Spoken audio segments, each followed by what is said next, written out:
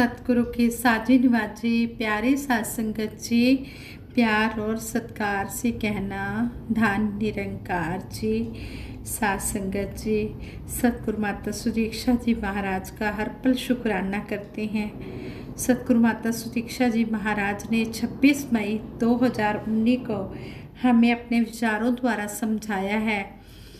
सतगुरु माता जी ने कहा कि साध संगत जी, हमारी आत्मा इस परमात्मा का अंश है। जब तक परमात्मा को नहीं देखा, जब तक इसे रू नहीं जाना, तब तक यह ज्ञान हमारे मन में नहीं बस सकता। ब्रह्म ज्ञान लेने के बाद भी अगर हमारी दृष्टि में फर्क है तो हम अपने मन में झांक कर देखें कि हम कहाँ पर खड़े हैं। यह हमें ज्ञान समझ में आया है या नहीं। अगर समझ में आया है तो जीवन में निरंकार का साथ रहेगा और निरंकार साथ रहेगा और सद्गुण हम स्वभाव में आएंगे। निरंकार हर पल हमारे साथ है। जब हमें यह एहसास होगा कि यह निरंकार हम सबके शरीर के अंदर है तो हम किसी को गलत भाव से नहीं देखेंगे, किसी को बुरा नहीं कहेंगे, किसी के लिए बुरा नहीं सोचेंगे। हाँ संगत जी, कहते हैं कि भक्ति में भाव ही प्रधान होता है। जब हमारे मन में किसी भी बात के लिए कोई भाव होता है तो ये सतगुरु सच्चा पातशाह उस भाव को पूर्ण कर देता है। जैसे माता शबरी ने भगवान राम जी को पाया। भगवान राम जी का कोई काम नहीं था वनों में आने का, वो सिर्फ शबरी के लिए ही आए थे और शबरी को भी पूर्ण विश्वास था कि भगवान राम मुझे ज़रूर दर्शन देने आएंगे। भगवान राम जी के जन्म लेने से पहले ही माता शबरी के मन में प्रेम जाग गया था। कहते हैं कि जब हम सच्चे दिल से अपने सतगुरु से प्यार करते हैं, सतगुरु निरंकार से प्यार करते हैं, भाव हमारे मन में होता है सतगुरु से मिलने का, तो सतगुरु भी हमें मिलने के लिए ज़रूर आते हैं। हम भाव तो बनाएं। कहते हैं कि माता शबरी की ही बात दासी आप जी के चरणों में रख रही है। कहते हैं कि जब भगवान राम जी माता शबरी की कुटिया में आए तो माता शबरी कहते हैं कि प्रभु श्री राम जी को काफ़ी देर निहारती रही और निहारने के बाद उनके मुख से निकला, कहो राम, शबरी की कुटिया ढूंढने में तुम्हें कोई कष्ट तो नहीं हुआ। भगवान राम मुस्कुराए और कहने लगे, यहाँ तो माँ मैंने आना ही था, कष्ट का क्या मूल्य है। जानते हो राम, आगे से माता शबरी ने कहा, जानते हो राम, तुम्हारी इंतजार तब से लेकर मैं कर रही हूँ जब तुम जन्मे भी नहीं थे। यह भी नहीं जानते कि तुम कौन हो, कैसे दिखते हो, यह भी नहीं जानते थे कि तुम कौन हो, कैसे दिखते हो और क्यों आओगे मेरे पास। बस इतना मुझे पता था कि कोई पुरुषोत्तम आएगा जो मेरी इंतज़ार का अंत करेगा। भगवान श्री राम जी ने उत्तर दिया, तभी तो मेरे जन्म से पहले ही फिक्स हो चुका था कि राम को शबरी के आश्रम में जाना है। माता शबरी ने कहा, एक बात बताऊं प्रभु, भक्ति के दो भाव होते हैं, पहला मरकट भाव और दूसरा मार्जार भाव। बंदर का बच्चा अपनी पूरी शक्ति लगाकर अपनी माँ का पेट पकड़े रहता है ताकि गिरे नहीं।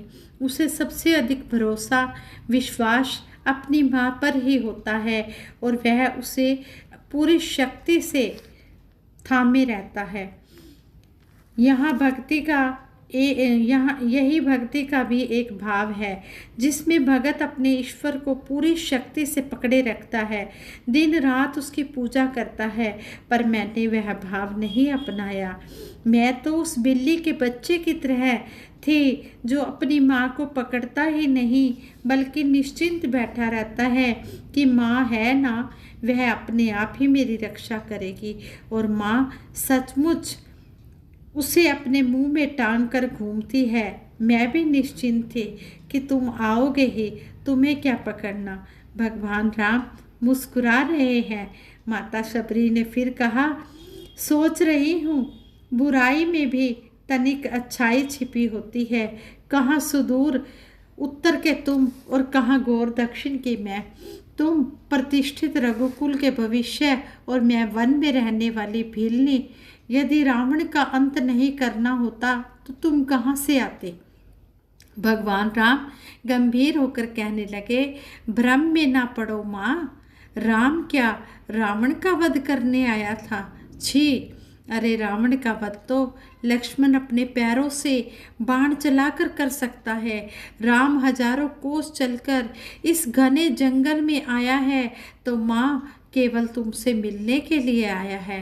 राम वन में बस इसलिए आया है ताकि जब युगों का इतिहास लिखा जाए तो उसमें अंकित हो कि सता जब पैदल चलकर समाज के अंतिम व्यक्ति तक पहुँचे तभी वह राम राज्य है।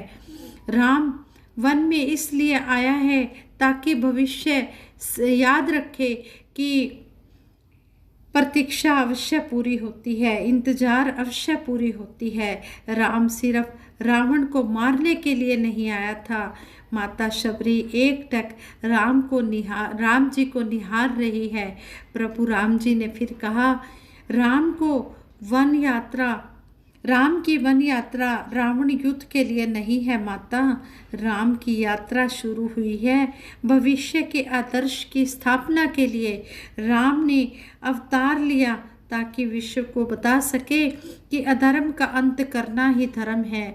राम आया है ताकि युगों को सीख दे सके कि विदेश में बैठे शत्रु की समाप्ति के लिए आवश्यक है कि पहले देश में बैठे उसकी समर्थक शूर्पणखाओं की नाक काटी जाए और खर दूषणों का घमंड तोड़ा जाए। और राम आया है ताकि युगों को बता सके कि रावणों से युद्ध केवल राम की शक्ति से नहीं बल्कि वन में बैठे माता शबरी के आशीर्वाद से जीते जाते हैं।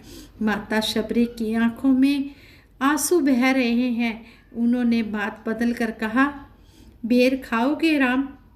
भगवान राम मुस्कुराए, कहने लगे, बिना खाए जाऊंगा भी नहीं माँ।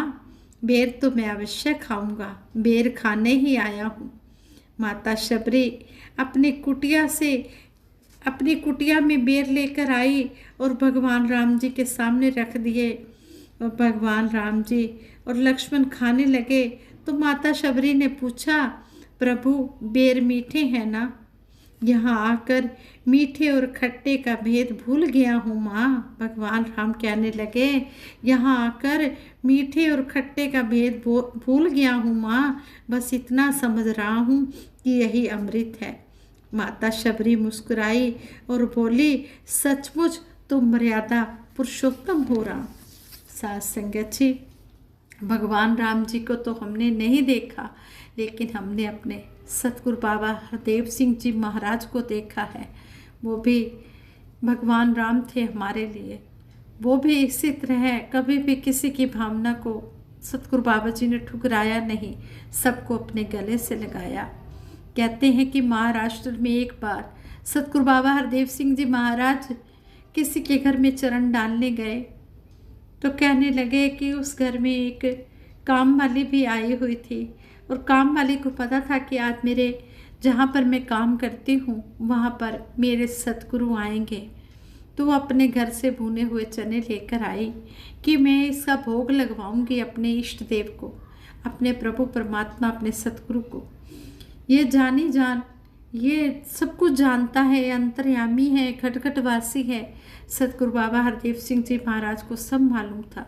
सतगुरु बाबा जी ने उस काम वाली बहन को बुलाया और कहने लगे कि जो आप मेरे लिए चने लाई हो वो चने तो मुझे खिला दो।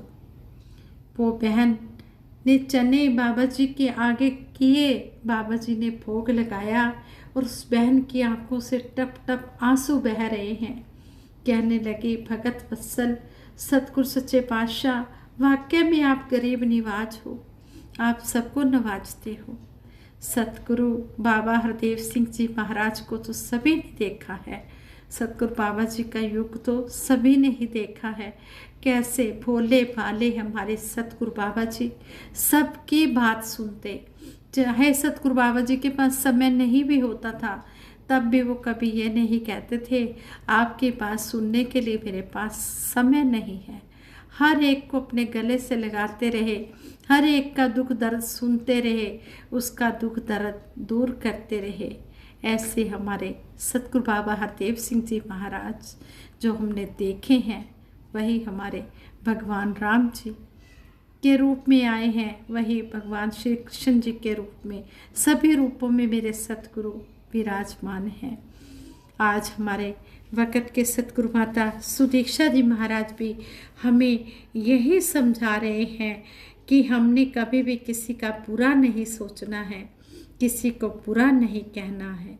हमने जीवन में क्या बनना है, हमने इस बात का एहसास करना है।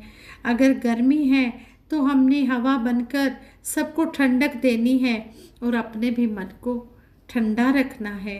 दुनिया के उतार चढ़ाव तो आते ही रहेंगे, पर हमने अपने आप को ठंडा रखना है और औरों को भी अपने बोलों और कर्मों के द्वारा ठंडक ही देनी है। हम हमेशा याद रखें कि यह दुनिया क्षण भंगुर है, सिर्फ यह परमात्मा ही है जो शुरू से था और हमेशा रहेगा। दुनियावी रूप से चाहे यह माया नष्ट भी हो जाए, तब भी यह परमात्मा रहेगा। कहते हैं कि पहाड़ के ऊपर जब बर्फ़ नज़र आती है तो यह बर्फ़ भी पानी ही होती है। यह जब बर्फ़ नज़र आती है, लेकिन थोड़ी देर के बाद यह बर्फ़ पानी बन जाती है। उस तरह से चाहे ये बर्फ़ के रूप में उस समय ये पानी नज़र नहीं आती, लेकिन फिर भी बर्फ़ अपने आप में पानी ही है। अगर बर्फ़ नहीं भी होती तो भी पानी होता। इसी प्रकार निरंकार और माया है, पत्ते पत्ते में, डाली डाली में, यह जो रमा हुआ है, यह जो बसा हुआ है। अगर माया ना भी हो तो भी यह निरंकार हमेशा रहेगा। यही हमारी असली पहचान है, यही निरंकार है। परमात्मा के साथ हमारे रिश्ते की असली समझ ही ब्रह्म ज्ञान है। हम कहाँ से आए हैं और शरीर खत्म होने के बाद कहाँ जाना है, ब्रह्म ज्ञान द्वारा यह समझ आ जाती है। हमारी जो भटकन है वो केवल ब्रह्म ज्ञान से ही दूर हो सकती है। जब हम प्रकृति की ओर देखते हैं कि तरह तरह की वनस्पति है, फूलों के अलग रंग, अलग आकार और इसकी सुंदरता पर जब हमारी नज़र पड़ती है तो अंदर से यही आवाज़ आती है कि कुदरत कितनी खूबसूरत है। यह जो रचनहार है, जिसकी रचना यह कुदरत है, तो कुदरत को देखकर हमारे अंदर कादिर के प्रति शुक्राने का भाव होना चाहिए। यह तभी संभव है जब हम कुदरत में भी कादिर के दर्शन करेंगे। यह शुक्राने का भाव हमेशा हमारे मन में रहना चाहिए। हमारा किस तरह का आचरण होना चाहिए, हम सत्संग में भी सुनते हैं। किस तरह हमारे मन के भाव होने चाहिए। युगों युगों से संतों ने भी फरमाया है कि परिस्थिति चाहे कैसे भी हो, हमने कभी कमियां नहीं निकालनी। हमने सिर्फ यही सोचना है कि हम दूसरे को किस तरह आराम या सुविधा पहुंचा सकते हैं। जैसे संतों की वाणी भी पढ़ें और अवस्थाएं देखें, तो चाहे वो कबीर दास जी हों, मीराबाई जी हों या माता शबरी जी हों, सभी के मन में ठहराव था। हर पल खुशी थी, आनंद वाली अवस्था थी। उनकी अवस्था तब बनी जब ब्रह्म ज्ञान प्राप्त कर लिया। यह जो रोशनी हमें मिली है, यह हर एक को प्राप्त हो। यह जो खुशी मिली है, यह जो आनंद की अवस्था हमें मिली है, यह सिर्फ हमें नहीं, सभी को प्राप्त हो। सच्चा पातशाह सारे संसार के लिए सतगुरु माता जी आए हुए हैं और ये सभी को ये खुशियाँ ही खुशियाँ देता चला जा रहा है। संपूर्ण हरदेव वाणी में सतगुरु बाबा हरदेव सिंह जी महाराज ने शब्द नंबर 193 में समझाया है, भव सागर में ज्ञान की नैया सतगुरु सदा चलाता है, पार वो होता इस नैया पे सवार जो हो जाता है। इसमें भी हमें समझाया है कि भवसागर में ये ज्ञान देने वाला ये सतगुरु है। सतगुरु के चरणों में आ जाओ, इस ब्रह्म ज्ञान को ले लो और इस भवसागर से पार हो जाओ। ये ऐसी है नाव भंवर में जो ना कभी फंसाती है, सीधे सीधे ही चलती है, कभी ना चक्कर खाती है। ये मेरे सतगुरु की जो नाव है, कहते हैं कि जो इसमें बैठ जाता है ये किसी को फंसाती नहीं है, ये डूबती नहीं है, ये सीधी सीधी चलती है, ये कभी चक्कर भी नहीं खाती है। भ्रम की लहरों में ना फंसकर इसमें बैठ जो जाएगा, तर जाएगा आसानी से, डूब नहीं वो पाएगा। कहते कि जो भ्रम की वहमों भरमों की लहरों में नहीं फंसता, इसमें जो बैठ जाता है फिर इन वहमों भरमों की लहरों में नहीं फंसता, वो आसानी से तर जाता है, फिर वो डूबता नहीं है। उसे भरोसा होता है कि मेरा सच्चा पातशाह की नाव है ये, इसी ने मुझे पार लगाना है, यही मेरे जीवन की नैया को पार करेगा।